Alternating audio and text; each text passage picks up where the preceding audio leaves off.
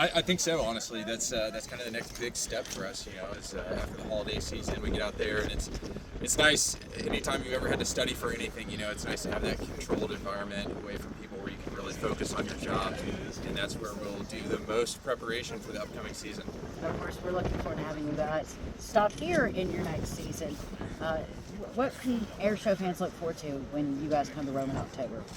So we are working hard right now back home in Pensacola, and then our winter training, as Scott talked about, to prepare for you a 6-plane demo. So that will be 6 F-18 Super Hornets flying in tandem, showcasing the absolute power and capabilities of the Boeing Super Hornet. We also have Fat Albert, our C-130J Super Hercules, who will be performing a demonstration as well, and that's pretty incredible to see how that large plane can maneuver and fly so low so fast. How much does the show change from one year to the next?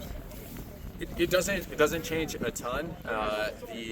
One of the things that's changed the most within the past 5 years is the change from the Legacy Hornet to the Super Hornet. So if folks haven't seen the show in a while, the Super Hornet is much bigger, and it gives a much closer appearance when the Diamond and the Delta are flying around. So they'll make 18 inches look like about 3 inches. The flying that you guys do it takes its toll physically, I can imagine. What do you guys do to prepare for that and to sustain yourself during, high G flights, as it were? Yeah, absolutely. Well, one of the stops we'll be making during our winter visit tour will be at the fitness facility that we plan on using. We do that at each one of our 32 show sites because all of the pilots and also the support officers and maintainers maintain a very vigorous physical regimen.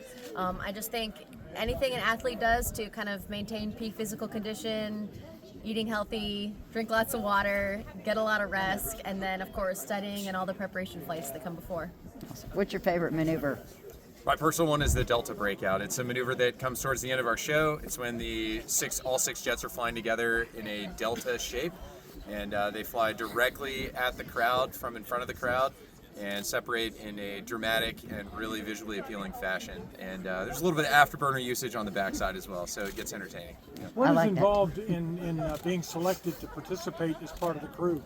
Yeah, absolutely. So there's a couple different application processes, one for the enlisted team members and one for the officer team members. So early this year, for the officer applicants, a message will be released through the Navy Marine Corps channels notifying what positions will be vacant for the 2026 show season.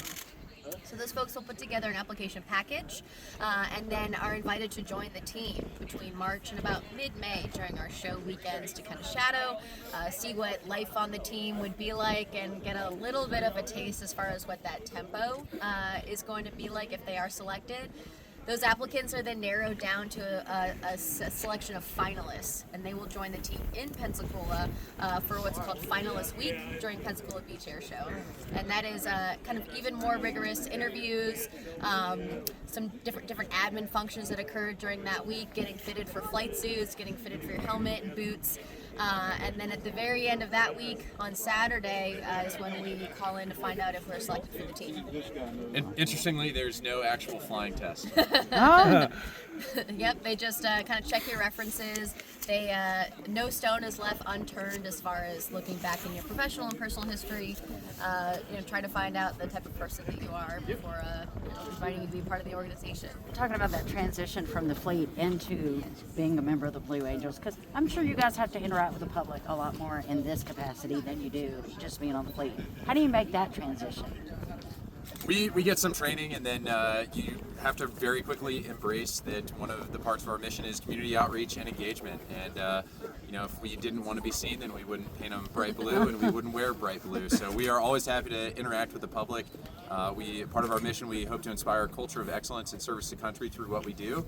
And so we love talking to folks, meeting folks all across America in order to do that.